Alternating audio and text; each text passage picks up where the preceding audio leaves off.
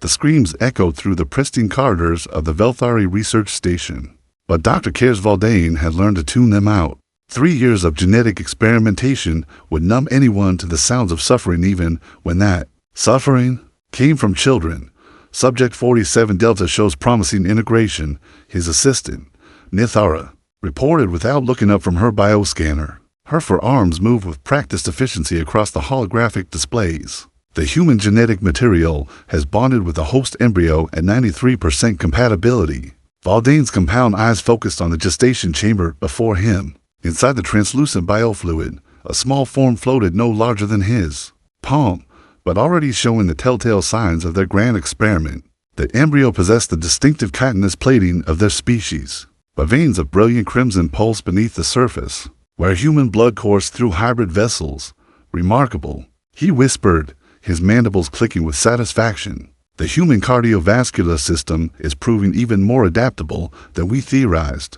The Velthari had been dying for generations. Their homeworld, Thresh Collar, had been poisoned by industrial waste that accumulated in their hemolymph, their equivalent of blood. Traditional Velthari circulatory systems couldn't process the toxins fast enough, leading to organ failure and genetic degradation, but humans, those primitive, warm-blooded mammals from the third planet of an unremarkable star, they had something the Velthari desperately needed. Human blood was aggressive, adaptive, almost violent in its efficiency. Where Velthari hemolymph flowed slowly and methodically, human blood surged with purpose, carrying oxygen and nutrients with a fury that bordered on the miraculous.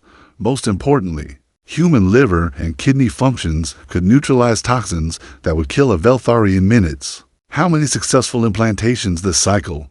Valdane asked, moving to the next chamber. 47 viable embryos across all test groups, Nithara replied. The human specimens we harvested from the colony ships have provided excellent genetic material. Their immune systems are particularly robust.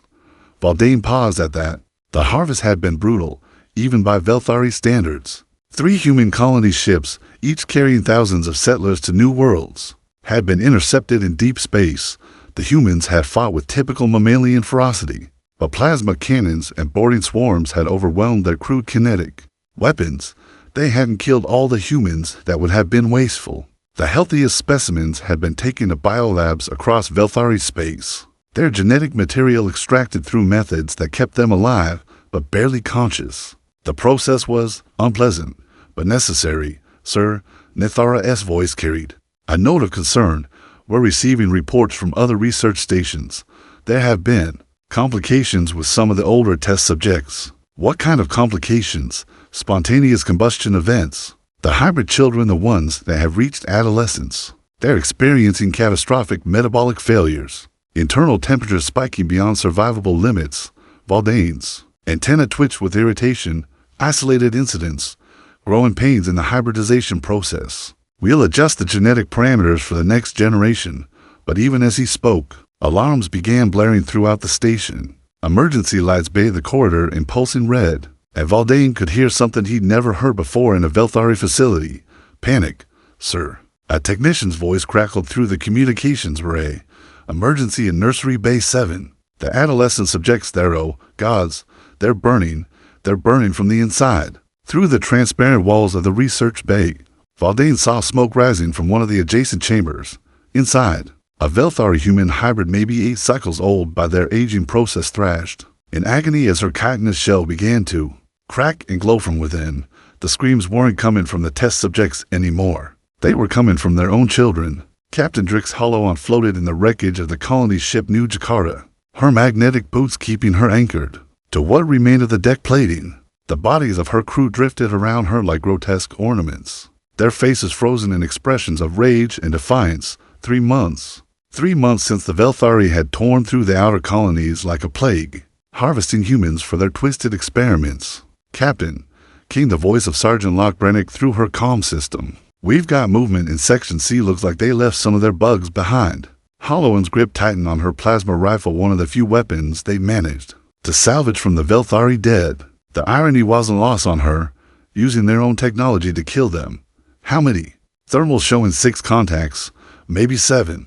They're holed up in what used to be the medical bay. Of course they were. The bastards couldn't resist poking at human remains even after they'd taken what they wanted. Hollow-On pushed off from the bulkhead and glided through the zero-G environment with practiced ease. Her strike team, what remained of the Colonial Marine Detachment, from 3 different worlds, moved with her like a pack of wolves. They've been hunting Velthari for weeks now. Ever since escaping the research station on Kepler 440b, the memories of that place still haunted her dreams. Children screaming in bio-chambers, human prisoners suspended in nutrient tanks like meat in a market, and the casual way the aliens discussed their improvement of the human genome. Turan, Voss, flank left, she whispered into her comm. Brennick, you're with me. We going hard and fast. The medical bay doors had been torn from their hinges. Typical Velthari efficiency. Hollow-On could see the soft glow of their bioluminescent equipment inside, casting eerie shadows on the walls. She counted heartbeats, 1, 2, 3, then burst through the opening. The first Velthari died before it could even turn around. Hollow-On's plasma bolt caught its center mass, superheating its hemolymph and causing the creature to explode in a shower of chitinous fragments. The second one managed to raise its weapon, some kind of neural disruptor. Before Brennick put 2 rounds through its compound eyes, contact left. Turan's voice crackled through the comm as the distinctive whine of Velthari weapons filled the air. Hollow-On behind an overturned medical scanner as energy bolts sizzled past her head. The aliens moved with disturbing grace in zero gravity, their forearms allowing them to manipulate weapons and handhold simultaneously. But they'd made one crucial mistake. They'd assumed the humans were dead. Voss, frag out. The grenade tumbled through the weightless environment, its trajectory carefully calculated. The explosion sent 3 Velthari slamming into the bulkheads, with bone-crushing force or whatever passed for bones in their exoskeletons. Hollow-On emerged from cover to find the survivors. One was clearly a warrior caste, its carapace darker and more heavily armored. The other wore the lighter bioarmor of a scientist or technician. Both had their weapons trained on a makeshift barricade where, Jesus Christ, Brennick, breathe, behind the overturned surgical table, a group of human children huddled together. They couldn't have been more than 10 years old, their clothes torn and stained with blood that wasn't entirely their own. But their eyes held a hardness that children should never possess. You will surrender your weapons, the warrior caste. Velthari clicked in broken English, where the young ones will share the fate of their gene owners. Hollow-On felt something cold and terrible settle in her chest. These weren't just prisoners. These were survivors' kids who had somehow escaped the research stations and had been living in the wreckage, fighting for their lives. Counteroffer, she said, her voice deadly calm. You put down your weapons, and I'll make your death quick. The scientist made a sound that might have been laughter. You cannot comprehend what you interfere with, mammal. These offspring carry the future of our species within their genetic structure. They are beyond your. The child closest to the barricaded girl with dark hair and burns along her arm suddenly stood up. Her hand moved to something at her belt, and Hollow-On realized with shock that she was holding a Velthari plasma blade. We're not your fucking experiments, the girl snarled, and drove the blade through the scientist's thorax. The warrior spun toward the child, weapon rising, but Hollow-On was already moving. Her first shot took off its primary arm. Her second caved in its skull. In the sudden silence, the children emerged from their hiding spot. Hollow-On counted 7 of them, all armed with improvised weapons and scavenged alien technology. The girl with the plasma blade looked up at her with eyes that held far too much experience with violence and death. You're human military, she said. It wasn't a question. What's your name, kid? Kira Thorne. We've been waiting for someone like you. She gestured to the other children. We know where they keep the others, the ones they haven't finished with yet. Hollow-On felt a grim smile cross her face. How many others? Thousands. Maybe tens of thousands. Kira's grip tightened on the plasma blade. And we know how to kill every last one of these bug bastards. The Velthari High Council chamber had never hosted an emergency session quite like this one. Across the bioluminescent walls of their capital city's governing spire, holographic displays showed the same horrifying data from research stations across 12 different star systems. The hybrid mortality rate has reached 87%, reported Chief Geneticist Zephyr, her forearms manipulating the data streams with increasing desperation. Every subject that has reached developmental stage 7 or higher is experiencing catastrophic metabolic cascade failure. Archon Veldis, his ancient carapace scarred from centuries of warfare, Watch the footage from research station Kethmora with growing horror. Velthari human hybrid children, their children were literally burning alive from within. Their modified circulatory systems, enhanced with human blood chemistry, were somehow overheating beyond all biological limits. How is this possible? Demanded Warcast Commander Drakvin.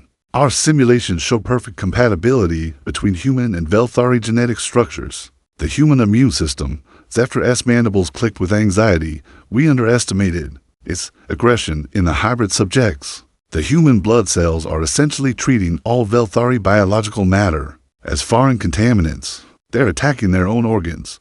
The largest hologram showed a microscopic view of hybrid blood, where Velthari hemolymph normally flowed in organized, efficient patterns. The human-modified blood moved like a swarm of predators. The red blood cells had somehow become hyperactive, generating heat through sheer metabolic fury, while white blood cells systematically destroyed healthy tissue. It gets worse, Zephyr continued. The few subjects that have survived long enough to reproduce are passing on increasingly unstable genetic sequences. Second and third generation hybrids are experiencing even more severe reactions.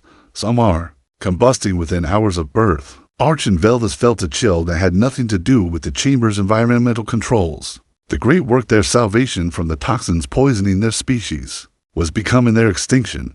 What of the human prisoners? Are we extracting additional genetic material? Warcast Commander Drakvin, compound eyes dimmed with frustration. The remaining human settlements have proven problematic.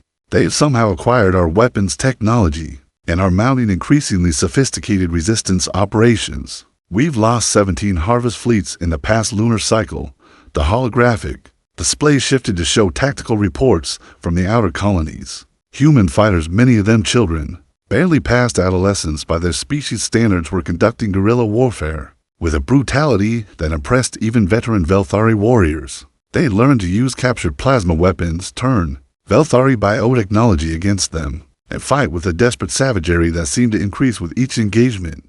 These humans, Drakvin continued, they appear to be led by individuals who have escaped our research facilities. They possess intimate knowledge of our biology, our weaknesses.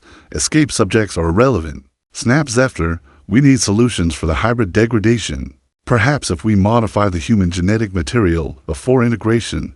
Alarms suddenly blared throughout the chamber. Emergency bioseals engaged as toxic atmosphere alerts flashed across every surface. Through the chamber's transparent walls, the Velthari could see something that froze their hemolymph with terror. The capital city's nursery districts were burning, not from external attack, but from within. Hundreds of hybrid children, the pride of Velthari genetic engineering, were simultaneously experiencing metabolic failure. The heat they generated was so intense that it was igniting the bioorganic structures of the nursery facilities themselves.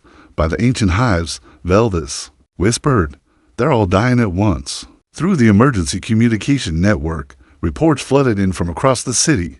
Hybrid children were collapsing in schools, homes, and medical facilities. Their modified human blood was burning them alive from the inside, generating temperatures hot enough to melt their chitinous exoskeletons. Parents screamed as they watched their offspring writhe in agony, their shells cracking to reveal glowing, superheated organs beneath. The lucky ones died quickly. The others burned for minutes, their human-enhanced nervous systems keeping them conscious through every second of the ordeal. This is coordinated, Drakvin realized with growing horror. The genetic sequence is programmed. The humans, they knew this would happen. Impossible, Zephyr protested. Their technology is primitive. They lack the sophistication for such complex biological warfare, do they? Velvis' voice carried a note of terrible understanding. We assumed their genetic material was passive, that we could simply harvest and modify it at will. But what if their DNA contains active defense mechanisms? What if, by taking their genetic code, we've introduced a biological weapon into our own children? The implications hit the council like a physical blow. Every hybrid child carried human genetic material. Every hybrid carried the potential for spontaneous combustion, and with reproduction rates among pure strain Velthari dropping due to environmental toxins, the hybrids represented nearly 60% of their species' youth. Sir, a communications technician's voice crackled through the chamber's speakers. We're receiving a transmission from the human resistance forces. It's being broadcast on all frequencies. The main hologram shifted to show a human female scarred, battle-hardened, with eyes that burned with predatory intelligence. Behind her stood dozens of human fighters, many wearing armor salvaged from dead Velthari warriors. "This is Captain Drix Hollowan of the Free Human Coalition," the woman said, her voice carrying across Velthari space with crystal clarity. "You wanted our blood. You wanted our strength. You wanted to make us part of your children." Her smile was sharp enough to cut diamond.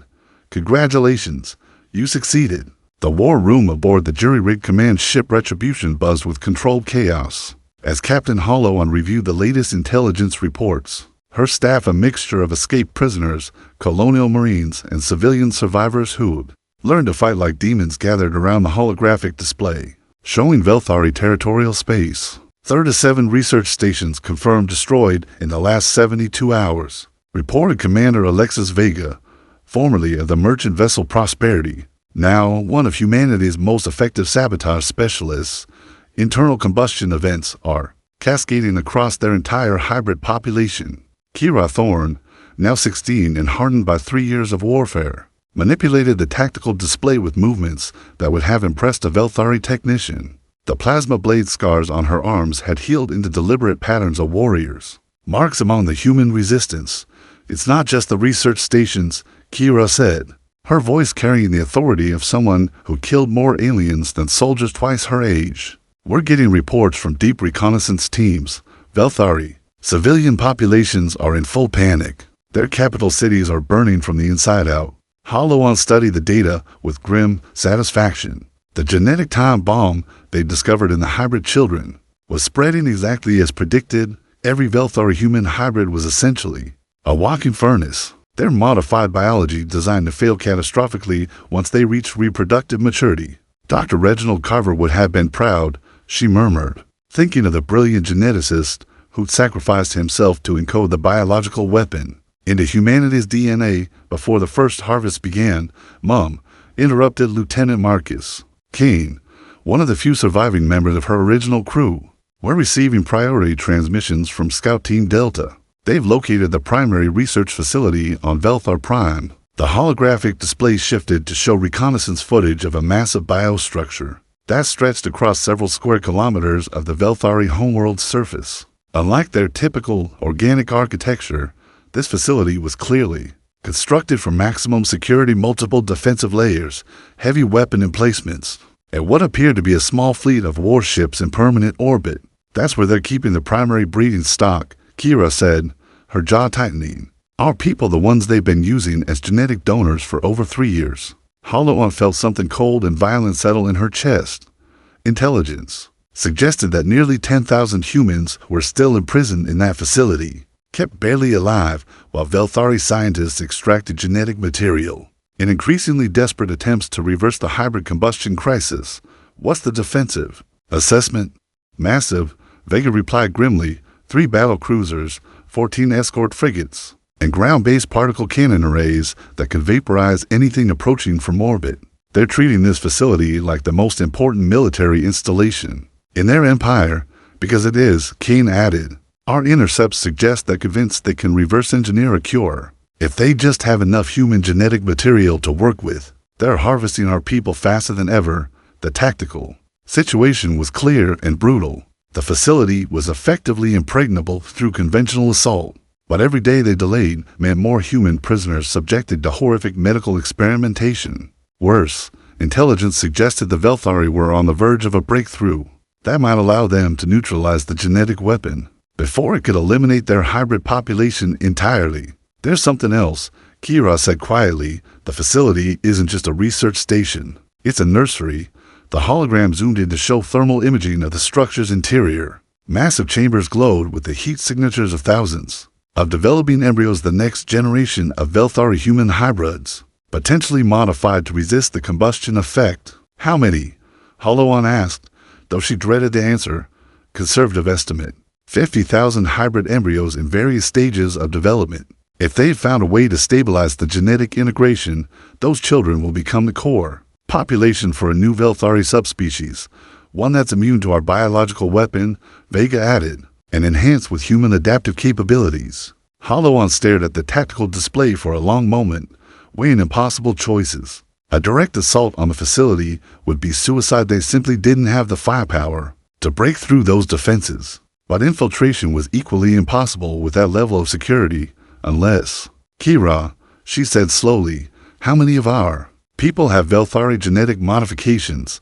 The young woman's expression grew thoughtful. About 200 survivors from various research stations. They were subjected to compatibility testing, forced genetic integration to see if human DNA could be modified to accept Velthari biological systems. And those modifications would register on their security scanners as hybrid signatures, possibly.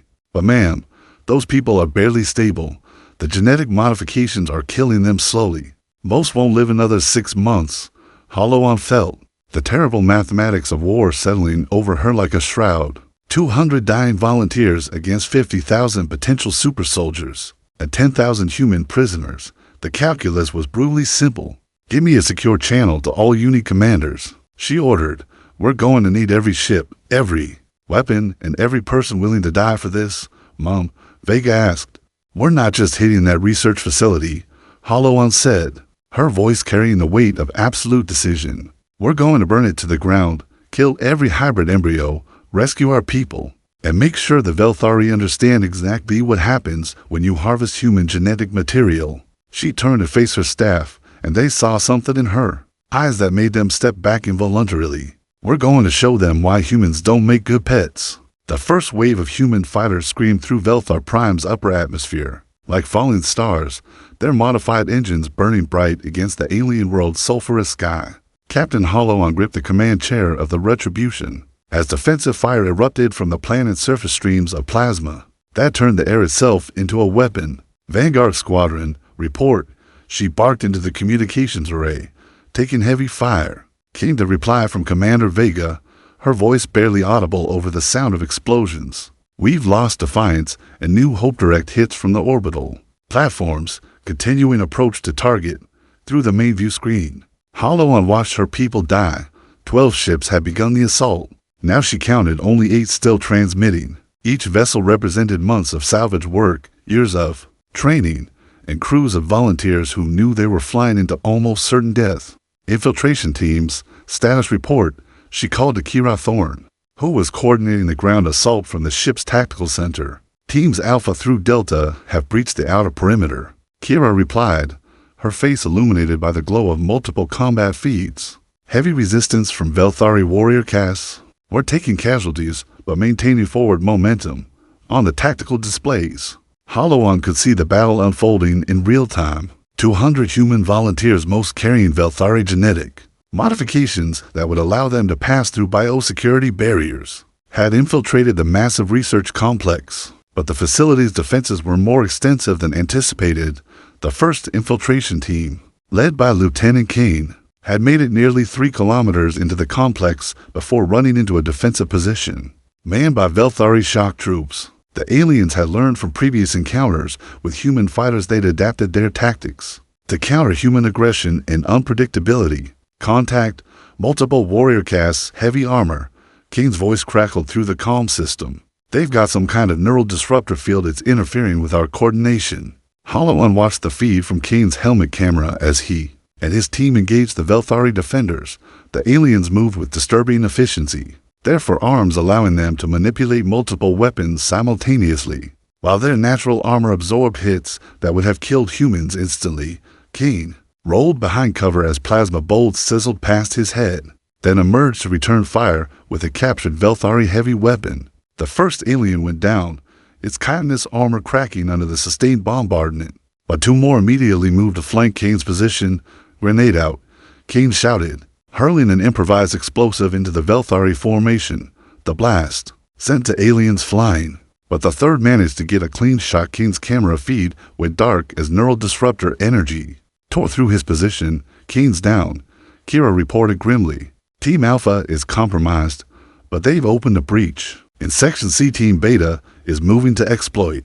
Vanguard Squadron, begin your attack run, Hollow-On ordered. All remaining ships, maximum firepower on the orbital defense platforms. The space battle erupted with renewed fury as human ships dove toward the research facilities. Protective array, The Velthari had positioned their defensive platforms in overlapping fields of fire. Any approach vector would expose attacking ships to concentrated plasma bombardment from multiple sources. Commander Vega led the charge in her modified Corvette Vengeance, its hull scarred from dozens of previous engagements. Her ship's weapons, a mixture of human kinetics and captured Velthari energy systems, opened fire on the nearest defense platform, sending streams of plasma and projectiles into the alien structure. Direct hits on Platform 7, Vega reported. Their shields are. The communications channel filled with static as a Velthari battle cruiser emerged from behind the planet's largest moon, its massive biohull bristling with weapon systems. The alien warship was 3 times the size of humanity's largest vessel, its organic armor designed to absorb and redirect energy weapons. New contact. Bearing 27 Mark IV, someone screamed over the tactical channel. It's a Dreadnought class. The Velthari Dreadnought opened fire with weapons that turned space itself into a killing field. Beams of coherent energy swept across the human formation, and Hollow-On watched in horror as the Retribution's sister ship Determination simply vaporized. Under the alien vessel's primary batteries, all ships, evasive maneuvers, Hollow-On ordered. But she knew it was too late. They committed everything to this assault. There was no retreat, no fallback position. Either they succeeded in destroying the research facility, or humanity's last organized resistance would die in the skies above Velthar Prime. On the ground, Kira's infiltration teams were making progress through sheer bloody determination. Team Beta had reached the facility's nursery sections, where thousands of hybrid embryos floated in biomechanical bombs. Team Charlie was fighting through the prisoner containment areas, liberating human captives who'd been subjected to months or years of genetic experimentation. "We found them," came a transmission from Team Charlie leader, Sergeant Lockbrennick. "Jesus Christ, we found our people. There's thousands of them. Most are barely alive." The helmet camera feeds showed scenes that would haunt Hollow-On's nightmares forever. Human prisoners suspended in nutrient tanks, their bodies modified with Velthari biotechnology in ways that defy description. Some had been converted into living organ farms, their enhanced metabolisms producing biological materials for the hybrid program. Others showed signs of neural modification, their eyes vacant, their minds apparently erased and reprogrammed. "Set the charges," Hollow-On ordered, her voice steady despite the horror she was witnessing. "Destroy everything, every embryo, every research station, every piece of equipment. If we can't save them, we'll make sure they never suffer like this again." "Ma'am," Kira's voice carried a note of urgency, "we're getting massive thermal readings from the nursery sectors. The hybrid embryos, they're starting to combust spontaneously. The genetic weapon is active even in the pre-birth stage. Through the facility's internal cameras, they could see Velthari technicians fleeing in panic as incubation chambers began to overheat and explode. The hybrid embryos, enhanced with human DNA, were experiencing the same metabolic cascade failures that had killed their predecessors, but at an accelerated rate. The research facility was burning itself down from the inside. "All teams, withdrawal. Protocol," Hollow-On commanded.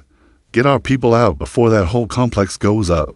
But even as she gave the order, she knew that not everyone would make it home. The price of victory was always paid in blood. The Retribution shuddered under direct fire from the Velthari Dreadnought as Captain Hollow-On fought to keep her ship. In the battle, half her crew was dead, life support was failing in 3 sections, and the main reactor was showing critical overload warnings, but they were still fighting. "Damage report," she shouted over the sound of alarms and secondary explosions. "Port weapons array is gone," reported Chief Engineer Torres, blood streaming from a gash on her forehead. "We've lost attitude control and the hyperdrive is completely fried, but the reactor's still stable, and we've got forward guns operational." On the main view screen, the massive research facility on Velthar Prime's surface was an inferno of destruction. Internal explosions from combusting hybrid embryos had triggered a chain reaction that was consuming the entire complex, but the orbital defenses were still operational and still trying to kill every human ship in the system. "Kira, status on the ground teams," Hollow-On called to the tactical station. "Teams Delta and Echo have successfully extracted with prisoner groups," Kira replied, her young face grim with the knowledge of how many hadn't made it. "But Team Charlie is pinned down in Section 9.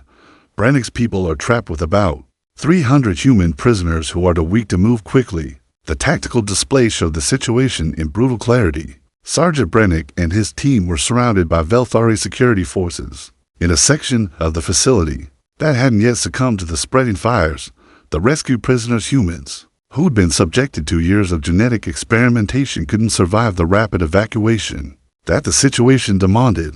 "Sir," came Brennick's voice over the comm, distorted by interference from the facility's internal energy discharges. "We're not going to make it out conventionally. Too many wounded, too much enemy resistance. But I've got an idea. Talk to me, Sergeant. This section of the facility has independent life support and structural integrity. If we can seal the blast doors and activate the emergency systems, we might be able to hold out until the main complex burns itself out. Problem is, someone needs to stay behind to manually control the systems." Hollow felt her heart sink. How many people would that take? Minimum 12 soldiers to hold the perimeter and run the equipment. Could be more if the Velthari bring in heavy weapons. 12 volunteers to stay behind and die so that 300 prisoners could live. The mathematics of war were always brutal, but this felt like more than Hollow could ask of anyone. "I'll do it," came Kira's voice from across the bridge. "Absolutely not." Hollow replied immediately, "You're too valuable to. I'm genetically modified." Kira interrupted, her voice carrying the authority of someone who made peace with death years ago. "The Velthari experimentation I underwent makes me partially compatible with their biosystems. I can interface with their technology directly. I can control that entire section of the facility from their command center, Kira.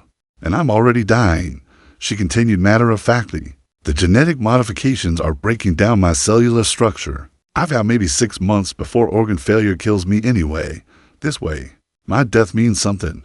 Around the bridge, Hollow's crew fell silent. Kira Thorne had been with them since the beginning, the angry child who killed her first Velthari with a stolen plasma blade had grown into one of humanity's most effective resistance fighters. Losing her would be like losing the heart of their movement. "There's another problem," reported Commander Vega from her battle-damaged Corvette. "Long-range sensors are showing Velthari reinforcements approaching. Looks like their entire home fleet, at least 30 capital ships. They'll be here in less than an hour." Hollow stared at the tactical display, weighing impossible choices. They could retreat now and save most of their remaining forces, but that would mean abandoning Brennick's team and the prisoners. They could stay and fight, but facing the Velthari home fleet would mean the complete destruction of humanity's last organized resistance. "Kira," she said finally, "are you absolutely certain you can hold that facility section long enough?" Kira replied, "The hybrid embryos are still combusting throughout the complex. That's generating massive energy surges that I can redirect through the facility's bioneural networks. I might be able to overload their entire planetary defense grid. That would be suicide.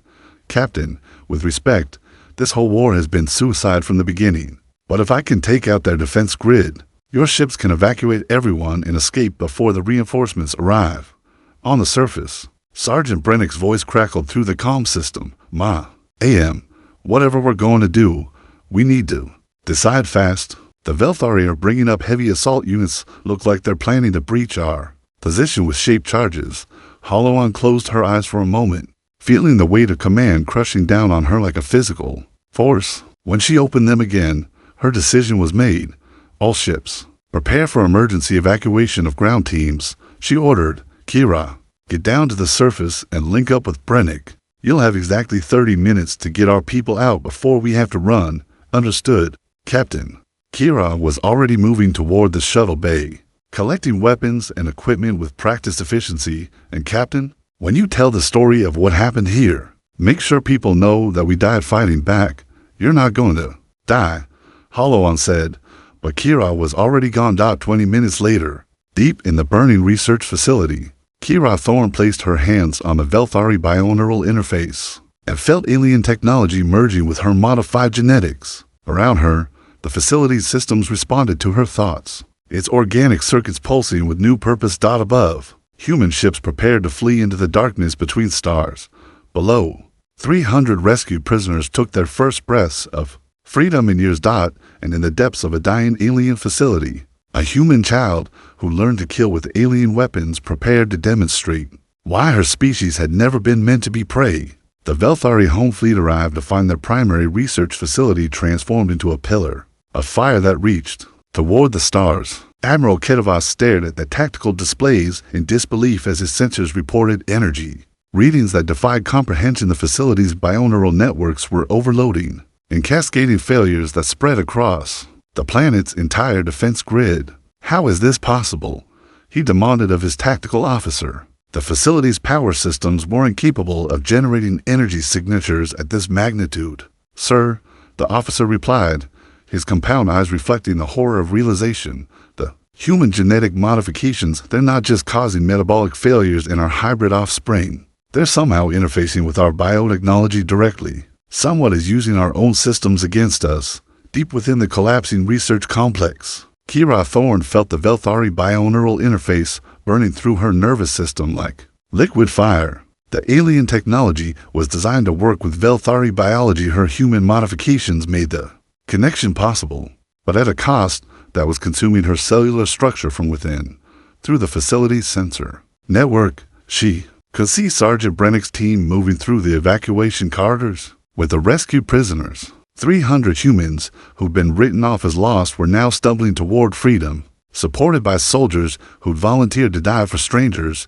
Kira Brennick's voice crackled through the comm system. We're clear of the primary structure. Whatever you're planning to do, now's the time.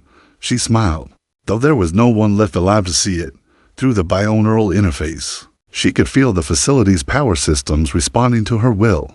The combusting hybrid embryos were generating massive thermal energy that the organic circuits were channeling throughout the complex. All she had to do was redirect that energy into the planetary defense network. Tell Captain Hollowan, she said into her comm, that the children of Earth send their regards. Kira closed her eyes and opened every power conduit simultaneously.